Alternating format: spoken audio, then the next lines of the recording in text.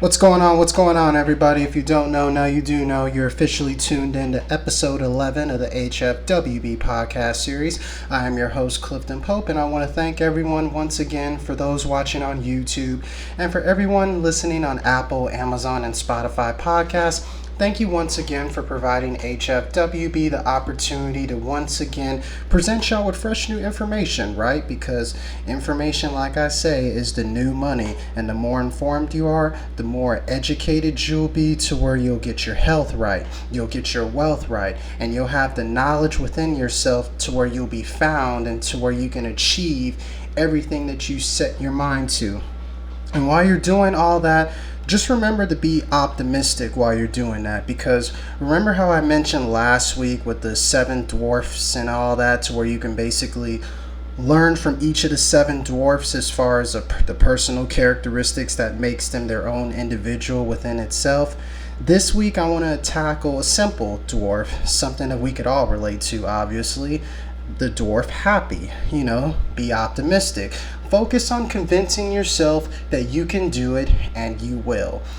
You'd be surprised on how much of a difference that can make by just saying something like that within itself, because you gotta be optimistic versus being pessimistic. The more pessimistic you are, the more than likely things are not gonna go your way.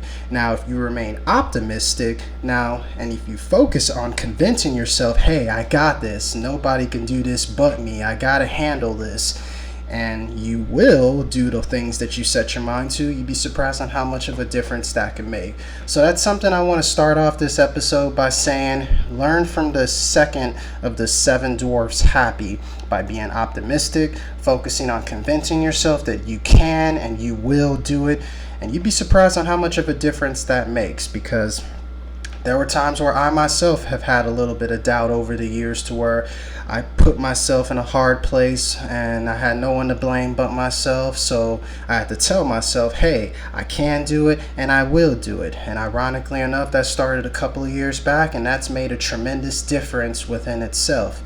And you want to know another thing that I've noticed lately that's actually making a tremendous difference?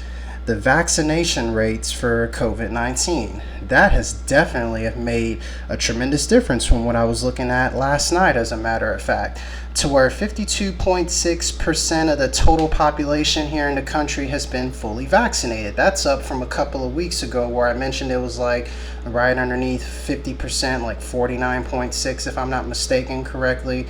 Now it jumped up to 52.6% of the total population getting vaccinated. 61.5% of kids 12 and up, ages 12 and up, I should say, are fully vaccinated. 63.6% of kids 18 and up are vaccinated, or individuals 18 and up are fully vaccinated. Now the seniors and everybody, they're all taken care of, 65 and older. 81.8% of them are fully vaccinated. So we're making progress, at least on getting the vaccination rates up and trying to keep the COVID cases under control, which is a good step towards achieving herd immunity, which is the goal as far as getting us back to the level where we once was pre-COVID-19. Now, the hospitalization rates are at the highest point it's been in more than 7 months, which is kind of a little bit of the bad news going on lately with COVID-19. But realistically, what's new with that, especially with over 100,000 hospitalizations going on currently at the moment? That doesn't really surprise me at this point. It's just a matter of getting everybody vaccinated, like I've said over and over again, to where you won't end up in the hospital, to where if you do catch COVID-19 after getting vaccinated, the symptoms will be mild to none, which is better than being severe, of course. Now, this is something alarming that I actually noticed that's kind of bugged me a little bit, that I was reading about, and this kind of goes in, ironically enough, to dealing with my everyday job as a pharmacy technician and seeing all the behind the scenes stuff as far as receiving the shipments of the COVID-19 vaccine, and seeing all the vials and the doses that go to waste based off of little things like people backing out at the last minute to get the vaccine, or people, their schedule's completely off to where sometimes they forget about them even having an appointment, or just having the sense of urgency to just go get themselves vaccinated. Or even something like, hey, they just simply didn't want to do it overall to begin with. Overall, the moral of the story of what I'm trying to get at, pharmacies, state governments here in the country, they've thrown away at least 15.1 million doses of COVID-19 vaccines since March the 1st. That's a tremendous number of vaccines that have gone to waste, number one. Number two, that same dose and that same vial that possesses the COVID-19 vaccine, that could have saved a life, and that could have cut down on the death toll that's currently going on in the country with the, obviously, everything with the pandemic. That was crazy within itself, and it's obviously a far larger number than previously known, and it's probably still an undercount. So who knows? That's just an estimate of how many vaccines have gone to waste with COVID-19. 15 million. Just imagine if those 15 million vaccine doses were available to save a life. That would probably cut the death toll of COVID-19 in half if those vaccine doses never got wasted. That's just mind-blowing to me. I mean, I knew it was pretty bad as far as the amount of vaccines we were wasted on a regular basis, because like I said, I see it all the time behind the scenes in the pharmacy with me being a pharmacy technician. But the fact that it was up to 15 million, that just blows my mind within itself. But overall, this is based on what the CDC released a couple of days ago on August the 31st, where self-reported, of course, this report was self-reported by pharmacies, states, and other vaccine providers that, of course, give this data to the CDC. But anyways, Walgreens, ironically enough, has reported the most waste of any pharmacy, any state government agency, or any kind of vaccine provider, to where they've wasted 2.6 million wasted doses.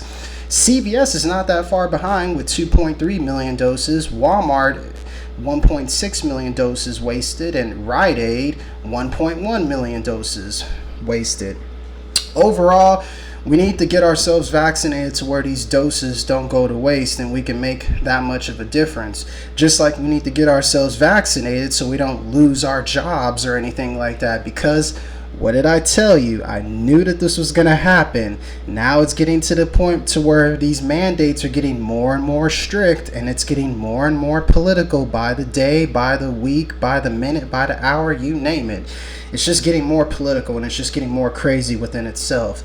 Because yes, I get it. For those who are fighting against these mandates, what happened to the COVID-19 vaccine being a choice? Now it's becoming an opportunity where it's being forced upon us. What if we don't want to do it?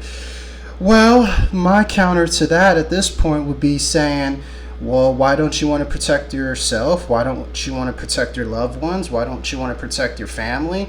And now it's getting to the point is, why don't you want to work or have a job to where you can provide a steady income to where you can establish some sort of financial freedom down the road, if that's even possible, once you get past your living expenses? Because how are you going to do all that if you don't want to get yourself vaccinated? What if you're trying to work at a job to where it requires a mandate, hey, you better get yourself vaccinated?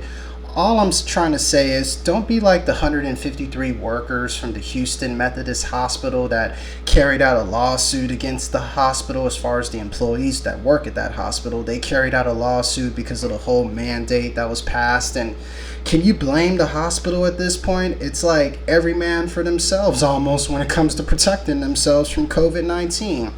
And if I'm not mistaken correctly, I saw this story a couple of days ago where it was talking about the EEOC, the people who develop the guidelines as far as that the employers have to follow to put in the right set of working conditions for the employees.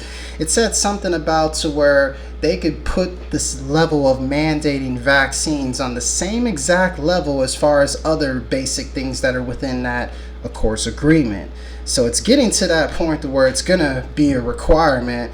And it's getting to the point just like where if you want to travel or go fly somewhere, it's getting to the point where now we're going to have vaccine passports to where it's like, you better get yourself vaccinated if you want to travel in and out of the country, or just even in and out of the state, even at this point of how crazy the Delta variant is getting.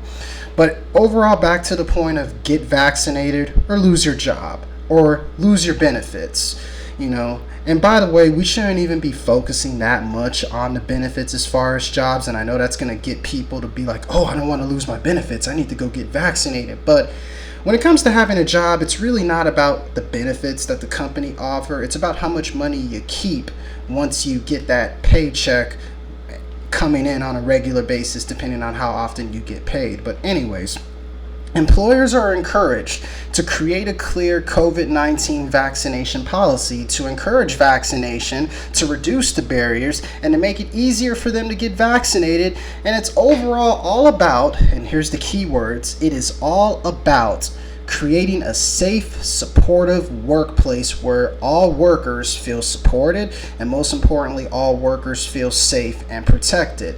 Now look at it like this.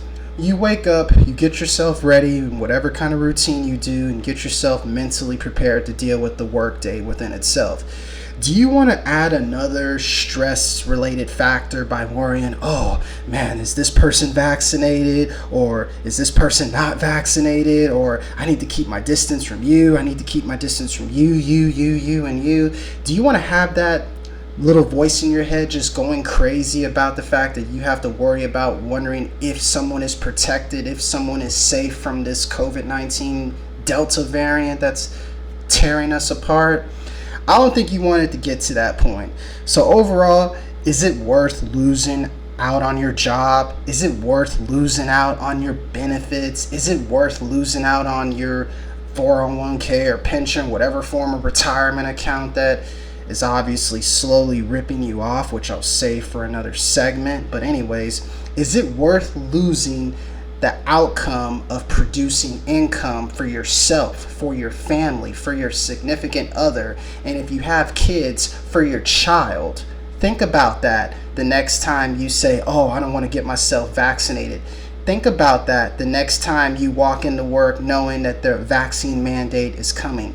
Think about that the next time you set yourself up for an appointment. If that little voice in your head tells you to back out, no. Think about the millions of doses that are getting wasted every single day because people aren't taking the advantage of getting vaccinated. So overall, that's the one thing I want to mention as far as everything COVID-19 related for today, at least for now, of course. Now, you want to remember when I was talking about, the importance of staying healthy and all that good stuff as far as you are, what you eat, and we need to retrain our taste buds and stuff like that. It's basically all about finding an eating plan to where you can truly keep up with overall that makes it more comfortable for yourself. You got to start small and work your way up. If it sounds cruel and like unusual punishment when it comes to finding your eating plan, you shouldn't do it. Find something that works for you. I mean, I don't care if you start off by eating salads or eating almonds or just eating strawberries, bananas, blueberries, grapes, oranges. I can go on. Cucumbers, carrots. Start off with just eating little vegetable trays for yourself, just where you can get a little bit of those vitamins, minerals, and nutrients in you. Because ironically enough, plants equal good. And it's funny because the USDA actually recommends we eat at least 2.5 cups of vegetables and at least 1.5 to 2 cups of fruit every day to obtain fiber, antioxidants, which is good against battling all these diseases and something that'll help you develop stronger immune system to where you can fight off the COVID virus, ironically enough. Then you got your vitamins and minerals you can get from benefiting off of these vegetable and fruit cups as far as within the USDA recommendations. Now, meal regimens that are high in plants are linked to basically improved heart health, to where your heart will be stronger, and a reduced risk of mortality, to where it'll add on years to your life. I mean, I get it. We're all going to leave this world eventually, but you might as well add a couple of more years on within the course of your life to where you can at least have fun and enjoy yourself, right? You got to live your life to the fullest. I mean, that's what it's all about.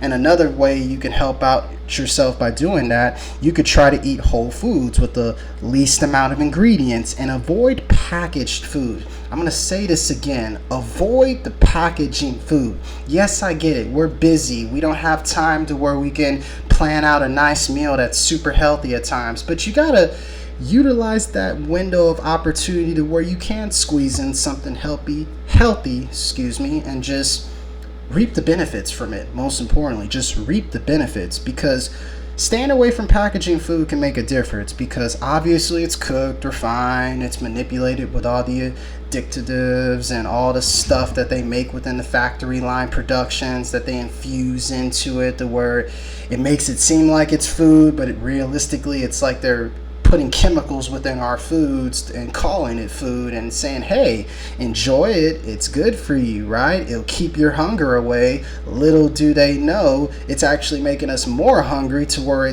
we're getting addicted and we're developing cravings for this. And it kind of goes back to what I've been saying the last 2 episodes of the podcast and within my You Are What You Eat segment. Retrain your taste buds to where you can get back to eating healthy, eating whole, eating natural, because it used to be like that before all these factories came into place and messed up the food production just so they can multiply the profit for all these corporations who are in charge of controlling all these factories. I've said that before, and I've just said it again now for those who forgot. Now, you got to focus on eating whole foods, because all them other ingredients will basically make you stronger within the process of eating whole foods in general. Now, there's one more nutrition tip that I want to make before I move on to my next topic for today.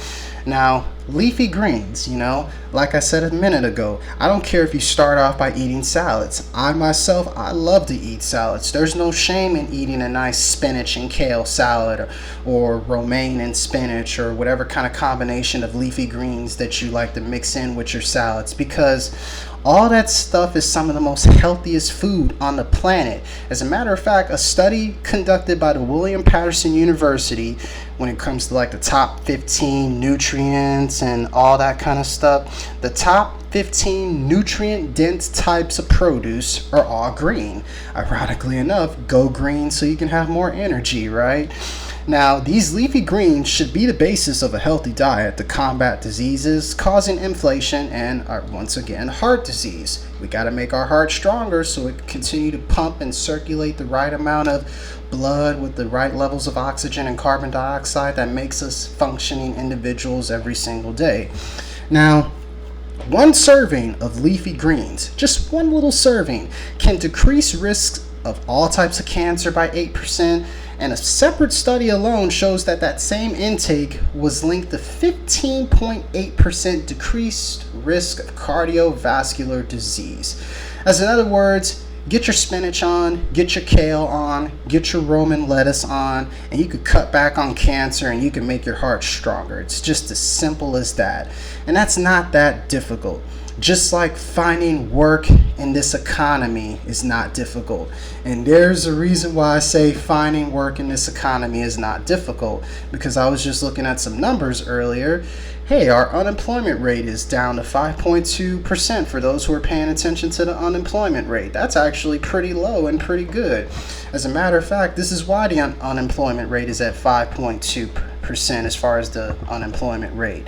Now, private payrolls, right? They rose by 374,000 in August, well below the Dow Jones estimate of 600,000, though above July's estimate of 326,000 according to the ADP. Now, most of the new jobs come from leisure and hospitality, which of course takes place within like the restaurants, the hotel business and stuff like that. That added 201,000 positions alone, which is a hopeful sight for that industry, which was besetted by multiple labor shortages. So they're recovering from that and they're adding jobs back to the economy, help boosting the market up, which is good because they were overall falling behind with everything that's been going on with the pandemic. Now, of course, you got to look at education and health services. There's always going to be jobs and there's always going to be money involved in those industries.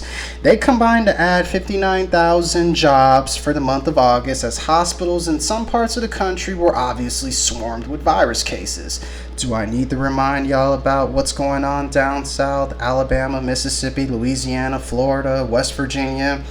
It's a good thing as far as for all the hospital workers, as far as the jobs being available and the need to care for all the patients who are suffering from COVID-19. It's a good thing in that regard, but it's a bad thing at the same time because it's leaving everybody overwhelmed. It's leaving everybody stressed out, depressed, full of anxiety, to where that could all be avoided if, what do I say all the time on this podcast for those who've listened to it? Get yourself vaccinated for the greater good and for the benefit of yourself. Am I right at this point? I mean, look at the numbers. The numbers don't lie. But overall, that's a big part of the reason why the health services are continuing to add on those jobs. Now, don't forget the education services are adding on those jobs because schools are reopening, which means teachers and principals and assistant principals, janitors, everybody are going back to work to help benefit the cause of getting the kids educated and prepared and pointing them in the right direction towards a brighter future, of course. Now, of course, service jobs account for 329,000. Professional and businesses jobs are growing by 19,000 jobs, which were added on. Trade, transportation, and utilities, they add on another 18,000. Good producing jobs, they accounted for 45,000, which is pretty good. You got construction workers. There's always going to be times where people need new stuff built, so construction workers are always going to be needed regardless. Then you got your natural resources, the plants and everything, people who work for operating plants and oil field jobs and stuff like that. Natural resources, they added on another 9,000 jobs due to all the plants that are being built to conserve more energy all across the world, obviously. Then you got your manufacturing companies, because you need stuff made to where products can be sold and everybody can enjoy the benefit and reap the benefit of the products, including the consumer and the person who makes it. They added on another 6,000 jobs, which is great. I mean, obviously the Delta variant has affected a lot of things, and I just broke down basically what it's affecting in regards to the economy. It's making a huge difference on the economy within itself. Now, job growth remains strong, but well off the pace of what most people recently expected, and that's obviously the more jobs grow, it's basically going to depend on the path of which the pandemic goes. Now, if the pandemic goes to where it gets more and more under control, then jobs are going to go up. Now, if the pandemic spirals out of control, like we saw what happened last year in 2020 with restaurants, movie theaters, hotels, I should say. Movie theaters, restaurants, and hotels, they were affected the most because it prevented people from traveling, of course, and going out to eat at their favorite restaurant because we didn't know how serious the virus was at the time last year, so everyone was on lockdown, everyone was on quarantine. I know y'all remember that, and I know those are probably some of the worst times of your life. I know it was for me, and I know it's the same for you as well. If you just say otherwise, you're probably lying to yourself. But overall, what I'm trying to say is a lot has been affected by this pandemic, and there's a lot we can do to fix it still, even though it's spiraling more and more out of control. It basically goes back to what I've been saying all along. Get yourself vaccinated to where you can get yourself living a nice little healthy life for you. Now, overall, I want to break down what's going on real quick as I bring up my cell phone here as far as what's going on with the stock market, because I'm a little bit intrigued myself. Well, the Dow finished at 35,443, which is pretty good, and the SP 500 4,536.95. Nasdaq, it ended at 15,331.18. So the stock market overall, as far as the three major powerhouses, they ended in the green. Certain individual stocks, Apple stock went up. They're overall valued at 153. The stock of Nike went down a little bit, but do not sleep on Nike stock. It's a good stock to have in the long run, definitely, against the pandemic, especially if you're into sporting goods. You can't go no wrong with Nike. I mean, you got Starbucks is down, Amazon's down, Microsoft's down, but eventually those stocks will come back up because I've read multiple stories to where they're good stocks to have for the long run that'll give you a nice little dividend, which will create some cash flow. Dividends off of the stock market, that's how you can make some cash flow, just in case y'all forgot. I almost forgot. Let me see what's going on in the cryptocurrency world before I wrap up this episode of the HFWB Podcast. Now, crypto's looking pretty good. I mean, it's funny, I'm talking about cryptocurrency because I myself have bought a little bit of Bitcoin for the first time ever, and I kind of slept on it tremendously. As a matter of fact, I bought like $15 worth of Bitcoin. Bitcoin's up right now 2.68%, valued at $49,451 at the moment. Ethereum's doing pretty good, which I'm planning on buying a little bit more of that, and I recommend everybody stock up on Bitcoin, stock up on Ethereum. And by the way, Ethereum's up 1.98%. They're valued at $3,780.61. Don't sleep on Litecoin, the silver version of Bitcoin. Even though it's valued at $185.81, it might rise eventually, because look at the price for silver now. Within the commodity, it's like what, 25 to 30 bucks right now, if I'm not mistaken. Do not sleep on silver. It's very well overlooked, and it's something that could be valuable down the road, believe me when I say that. But overall, back to my message in regards to cryptocurrency and everything. Stock up on Bitcoin, stock up on Ethereum, stock up on Dogecoin, stock up on any form of cryptocurrency you feel is valuable. I'll throw in the ones I invest in: Litecoin, DAI, EOS, Cardano, Polkadot. Those are just the name of the few that I can think of. There's plenty more, blockchain, Chainlink, Bitcoin Bitcoin Cash. And speaking of blockchain, I want to throw something out here about blockchain. And you know what's funny? I feel like this is the reason why multiple governments and multiple institutions are trying to crack down on cryptocurrency, because obviously they can't control it and they can't manipulate it like they do the government, like they do the stock market, like they do the bond market, like they do the economy. They haven't figured out a way to manipulate cryptocurrency yet to where it pimps it out and benefits them in their favor, which is why they're coming up with all these regulations trying to restrict it in the first place. And this is the reason why. It's because of blockchain, which is a system of recording information in a way that makes it difficult or impossible to change, lock, or cheat the system.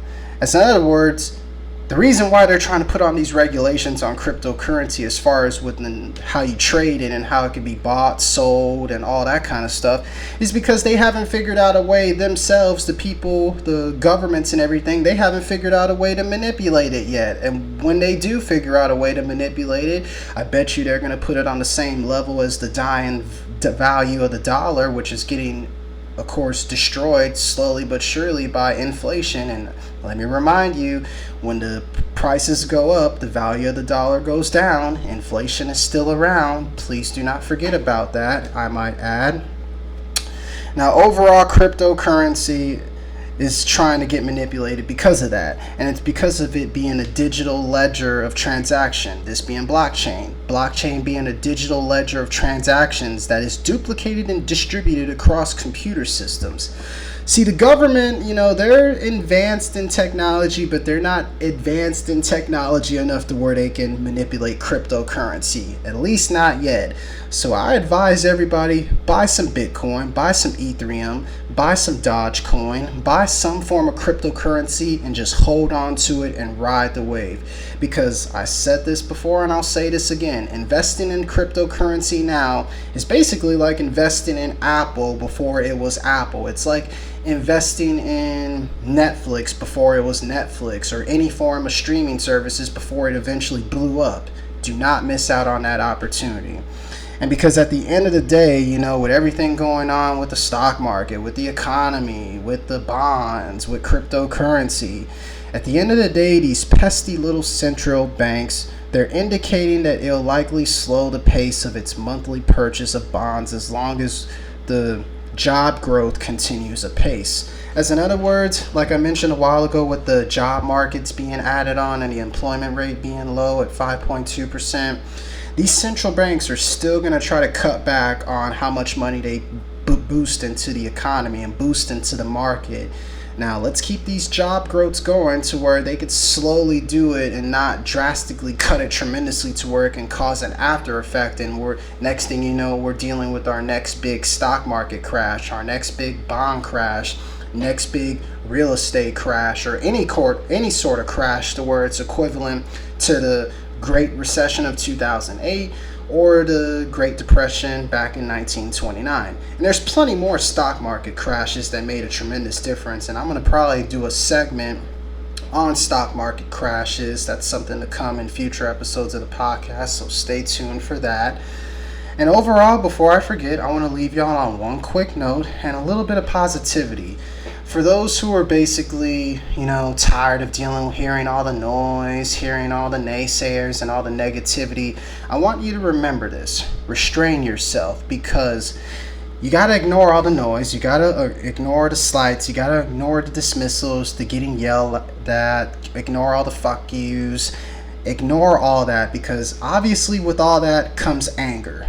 But if you get control of that anger and remain calm, and just remember that those who subdue their ego forget that it doesn't degrade you when they treat you like that and treat you so poorly. It degrades them. As in other words, those who attack you and attack whatever it is that you're doing as far as something productive and something big and something meaningful, they're going to throw any sort of treatment that's going to throw you off your game completely. Whether it's being against what you stand for, to just outright savage and just doing whatever it takes to sabotage whatever it is you got going for you. So at the end of the day, restrain yourself, and remember this Chinese proverb as I wrap up another episode of the HFWB podcast. He who blames himself will blame others. He who blames others has a long way to go. He who blames himself is halfway there. He who blames no one has just arrived. I want this to sink in as I say this one more time. He who blames others has a long way to go. And believe me, it's a long way to go. He who blames himself is halfway there. As in other words, if it's no one's fault but yourself, all you got to do is just take that extra little step, and next thing you know, you'll accomplish your goals of, finding work and covering your living expenses, saving to investing to build, thinking like a corporation versus an employee, reminding yourself that you are a brand and you need to carry yourself that way. And most importantly, pay yourself first. When it's all said and done, please pay yourself first. Now, back to the Chinese proverb when I ended on this statement. He who blames no one has just arrived. So I leave it at this. My question to you, where are you going, and where is your destination? And at the same time, what is your journey? As I wrap up another episode of the HFWB podcast, I want to thank everyone who has been along with the journey. Be sure to look out for new exclusive stuff from HFWB. For instance, there's going to be a new HFWB newsletter for the month of September, so be on the lookout for that. It's probably going to cover the You Are What You Eat segment and go into a little bit deeper on that. So that'll probably be out in a couple of weeks. Be on the lookout for the HFWB quadrant. It's slowly being written. It's about 30% complete, close to 40%, so I'm getting to the halfway marker of getting that finished. It'll probably be out in a few weeks or so. I'll probably start promoting it maybe by the end of September once I wrap it up, of course. So be on the lookout for the HFWB quadrant, Forgotten or Misunderstood. Make sure y'all visit the website healthfitnesswealthbusiness.com/CP. Once again, that's healthfitnesswealthbusiness.com/CP. Be sure to follow the official TikTok at HealthFWealthB. Make sure y'all check out the YouTube channel, subscribe to it by searching Health Fitness Wealth Business, and click that subscribe button, leave a comment, provide any sort of feedback. All of it is appreciated, whether it's good or bad. It helps us continue to grow and helps HFWB continue to evolve and get better, because there's always room for improvement at the end of the day. And also, before I forget, for those who are currently watching right now on YouTube, here's my official HFWB shirt. And for those who are listening right now, I'm holding up the official HFWB shirt. I got those going right now for $6 a piece. So if you want one, hit me up on Facebook Messenger, hit me up on TikTok, hit me up on Twitter. For those who have my phone number, hit me up and we could set something up and I'll hook you up with a shirt like this. For those who are watching on YouTube, y'all could see that. It's $6 a pop. And here's one more shirt that I have. It's a nice little white one right here for those who are watching on YouTube. Check this out. This is also available for $6 a piece.